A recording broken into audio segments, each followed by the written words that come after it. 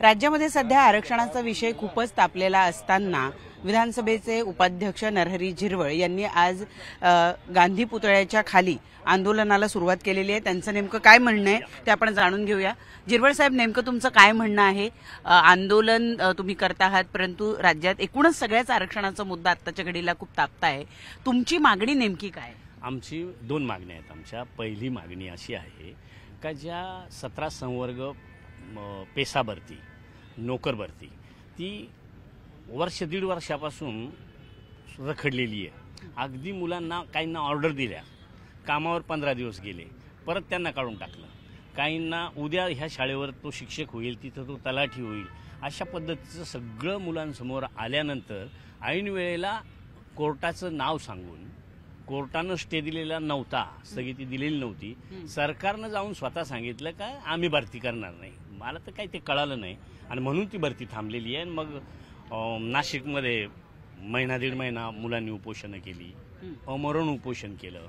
आम्ही प्रत्येक वेळेला सरकारबरोबर बोलून काही ना काही त्यातून मार्ग काढू असं म्हणत आता ती सहनशीलता संपलेली आहे आणि म्हणून आम्ही हा सगळ्यांनी पावित्रा घेतलाय। कारण इथं 300-350 मुलं 5-6 दिवसापासून आम्ही कोणी इथं नव्हतो तरीही सुरुची त्या खाली त्या कॅम्पसमध्ये बसून राहतात। ते आम्ही कशा ह्या उघड्या डोळ्यांनी पाहू? त्यांना आम्ही विनंती करतोय का बाबा घरी जा, आम्ही सगळे मिळून त्याचा पाठपुरावा करू। पण त्यांना आता आमच्यावरचाही विश्वास कमी व्हायला लागलाय कारण सरकार त्या बाबतीत कुठंच असं दखल घेत नाही। त्याबरोबर धनगर रिझर्वेशन जे आदिवासीतूनच मागितलं जातं, हे काय आजचं नाही, खूप दिवसापासून। आता त्यांनी ते करून पाहिलं, कोर्टात गेले, हायकोर्टातही त्यांना नाकारलं, सुप्रीम कोर्टात गेले, सुप्रीम कोर्टानंही नाकारलं। तरी सरकार दुसऱ्या बाजूने रिझर्वेशनला कायदा करू शकतं, तर मग भरतीला का बरं कायदा नाही करू शकत? सुप्रीम कोर्टाने डिसमिस केलेल्याला तुम्ही जिवंत करू शकता आणि सुप्रीम कोर्टाने कुठलीच गोष्ट हो नाही म्हणली नाही, तिला बाकी भरतीला तुम्ही स्थगितीच ठेवता। तर आमचं आजच्या दिवसात मागणं आहे का सरकार मायबापनं आज मायबाप म्हणून म्हणताना त्यांनी आमच्या ह्या मुलांचा, आमचा विचार त्या ठिकाणी करावा। आम्हाला असं वाटायला लागले का आमच्याशिवाय सरकार काही करू शकतं, हे आम्हाला आता आवडून नाही राहिलं। बरं, पण दुसरीकडे एक जर बघितलं तर तुम्ही म्हणताय धनगर आरक्षणाच्या संदर्भामध्ये अजून शासनानं जे अपेक्षित आहे GR किंवा परिपत्र ते अजून काढलेलं नाहीये, तरीही त्यापूर्वीच तुम्ही हे आंदोलन करता आहात। मग ते काढण्यासाठी तसं मध्यंतरी शिंदे समिती तयार केली अभ्यासासाठी। सुप्रीम कोर्ट नाही म्हणतं, शिंदे समिती काय हो म्हणेल। बरं, त्याच्यानंतर आता काहीतरी कमिटी केली, सरकार मिटिंगा घेतं, त्यांना आश्वासित करतं, ड्राफ्ट तयार झालाय अशा पद्धतीचे बाहेर चर्चा येते, बातम्या येतात, व्हॉट्सअपला GRचा ड्राफ्टिंगचा नमुना फिरतो। हे सगळं झाल्यानंतर GR काढल्यानंतर आम्ही बसावं का? म्हणून आम्ही सगळ्यांनी ठरवलंय का नाही, TISचा अहवाल आहे टाटा इन्स्टिट्यूटचा, तो आम्ही कित्येक वर्षांपासून म्हणतो का जो केलाय खर्च करून, आमच्या डिपार्टमेंटचा आमचा रुपया खर्च करून जो अभ्यास केलाय तो पॉझिटिव्ह आहे म्हणून तो डिक्लेअर केला जात नाही आणि आता नव्यानं समित्या करण्याचं काय म्हणून घाट, असा सगळा विषय आहे। पण झिरवळ साहेब, दुसरीकडे एक प्रश्न असा उपस्थित होतो, तुम्ही सत्ताधारी पक्षाबरोबर सहभागी आहात, त्यांच्याबरोबर तुमची उठबस आहे, तुमचे नेते मंडळी, असं असताना त्यांच्याच विरोधामध्ये आज तुम्हाला आंदोलन करावं लागतंय। तुम्ही शासनाच्या विरोधात आहात? आम्ही शासनाच्या विरोधात आणि वैयक्तिक एखाद्या कोणाच्या नेत्यांच्या विरोधात आहोत असं नाही, तर आम्ही रखवालदार आहोत समाजाचे आणि समाजाचं रखवालदारी करत असताना आम्हाला कोण सरकार, मी सरकारमध्ये, मी संविधानिक पदावर, आम्ही सगळेजण आमदार, आम्हाला मुळात ज्या जनतेनं आमदार केलं, पदं दिली, त्यांचं कर्तव्य आहे आमचं। मग ते सरकारमध्ये असोत नाही तर विरोधात असोत। आदिवासी मुलांचा जो मुद्दा तुम्ही उपस्थित केला, ही मुलं नेमकं त्यांना काय कारण दिलं जात आहे? आधी भरती दिली, ते जॉईन झाले आणि त्यानंतर आता त्यांना काढले, काय कारण दिली जात आहे?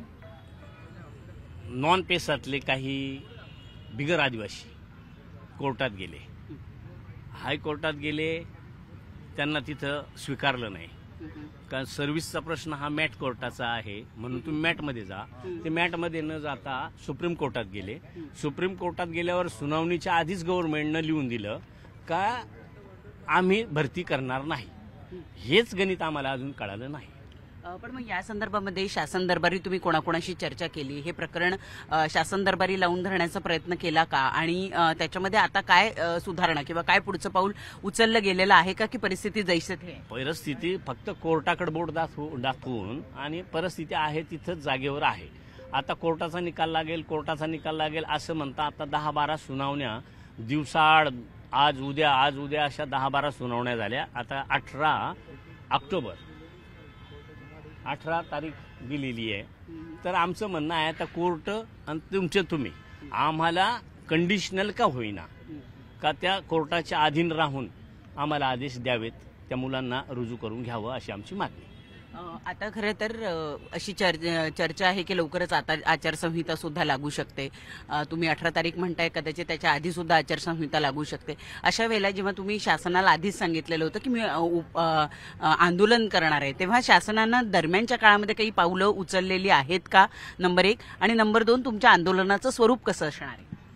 सरकारनं काहीच पावलं उचललेली नाहीत, म्हणूनच आम्ही इथवर आलोय. आता याच्यानंतर आमचा हाच पावित्र्य आहे का आम्ही सांगतानाच सांगितलं का जे धरणे आंदोलन आहे ते बेमुदत आहे. आमची विनंती आहे सरकारला, आम्ही अगदी सतशील मार्गे मागतो.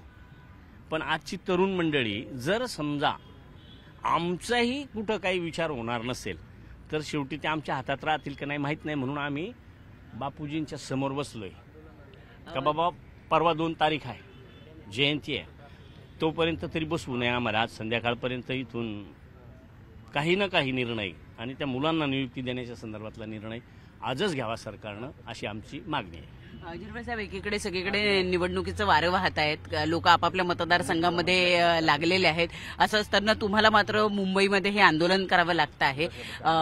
कुठेतरी शासन तुमची दखल घेत नाहीये असं तुम्हाला वाटतंय का? असंच म्हणावं लागेल ना.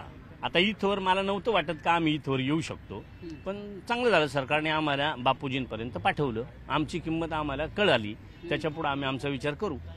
याची परिणिती सत्तेतून बाहेर पडण्यामध्ये सुद्धा होऊ शकते का? काय व्हायचं ते आम्ही सगळे मिळून ठरवू आणि तसा निर्णय घेऊ. आता आज आंदोलनामध्ये कोण कोण सहभागी झालेले आहेत आणि किती हे आंदोलनाचं स्वरूप वाढत जाईल का? वाढत जाईल. उलट आता संघटनेवाले वगैरे म्हणतात का आम्ही येतो, पण आम्हीच त्यांना विनंती करतो का बाबा तुम्ही येऊ नका. कारण आम्ही म्हणजे तुम्ही सगळे म्हणून आम्ही, तर आम्ही बसलो याचा अर्थ तुम्ही सगळेच आहात. सगळा समाज आमच्या बरोबर आहे, कारण आम्ही समाजाचे प्रतिनिधी आहोत. त्याच्यानं तो विषय काही आम्हाला नवीन नाही. आता आम्ही जे 10-12 आलो असेल, अजून मंजुळाताई वगैरे येतात, बरेचसे आमदार लांबून येणार. काल रविवार होता म्हणून आज रात्री निघाले असतील, काही येतात, काही इथं आमदार निवासला आहेत, ते सुद्धा येतील. एक सगळ्यात महत्वाचं म्हणजे की धनगर समाज जो आहे त्याच्यामध्ये ज्या काही गेल्या काही दिवसांमध्ये जाणीवपूर्वक आडकाठी आणली जाते किंवा त्यांना जाणीवपूर्वक आंदोलनासाठी उद्युक्त केलं जात आहे, असं वाटतं का? जे प्रकरण न्यायालयानं निकाली काढलेलं आहे त्या प्रकरणाला पुन्हा म्हणजे शिळाकडीला ऊत पुन्हा का आणला जातो? त्याचं तोच एक संशोधनाचा भाग आहे का सुप्रीम कोर्ट हे सर्वोच्च कोर्ट ते नाही म्हणताना आपण अजून काहीतरी वेगळंच करायचा प्रयत्न करतो, याचा अर्थ काहीतरी पाणी मुरतं. पण मग आता तुम्ही समाज बांधवांना काय सांगू इच्छिता आज या आंदोलनाच्या माध्यमातून, आणि शासनाला तुम्ही काय इशारा देऊ इच्छिता या आंदोलनाच्या? शासनाला तर आता इशारा देण्यासारखं माझ्याजवळ काय राहिलंय, आमच्याजवळ काय राहिलंय, हा इथवर आम्ही आलोय हे शासन पाहतं, शासन ऐकतं, तर त्याच्यावर शासनानं विचार केला पाहिजे. आणि समाज बांधवांना काय तुम्ही? समाज बांधवांना माहित आहे का आम्ही कित्येक वर्षापासून ह्या भरतीच्या संदर्भातलं, रिझर्वेशनच्या संदर्भातलं किंवा वेगवेगळ्या सामाजिक अडचणी येतात, त्याच्यासाठी आम्ही सगळेच्या सगळे एक विचारानं, मग आमदार असतील, खासदार असतील, माजी आमदार असतील, माजी मंत्री असतील, सगळेजण आम्ही एकत्र येत असतो. आज आता कॅबिनेटची बैठक खरं तर सुरू आहे. अपेक्षा आहे तुम्हाला की आजच्या बैठकीनंतर काहीतरी निर्णय होईल, कारण दोन्ही उपमुख्यमंत्री, मुख्यमंत्री या बैठकीला हजर आहेत. अगदी मंत्रालयामध्ये काही मीटर अंतरावर ही बैठक चालू आहे आणि अगदी तुम्ही इथे आंदोलनाला बसलेला आहात. काय अपेक्षा आहे तुमच्या? अपेक्षा आमची हीच आहे ना का बाबा किती वेळ बसवायचं, हे सरकार मायबापच्या हातात आहे.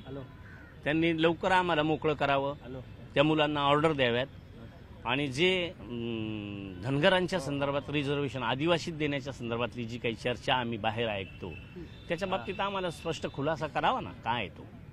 नक्की. धन्यवाद आमच्याशी संवाद साधल्याबद्दल. तर आपण पाहतो आहोत की या ठिकाणी नरहरी झिरवळ यांचं म्हणणं आहे की आमच्या मागण्या या रास्त मागण्या आहेत आणि रास्त मागण्यांसाठी हे आमचं बेमुदत आंदोलन सुरू राहणार आहे. शासनानं आता निर्णय घ्यावा की आम्हाला कधीपर्यंत या ठिकाणी आंदोलन करायला ते भाग पाडतात. व्हिडिओ जर्नलिस्ट उमेश गोविलकर सह प्रणाली कापसे, न्यूज 18 लोकमत, मुंबई.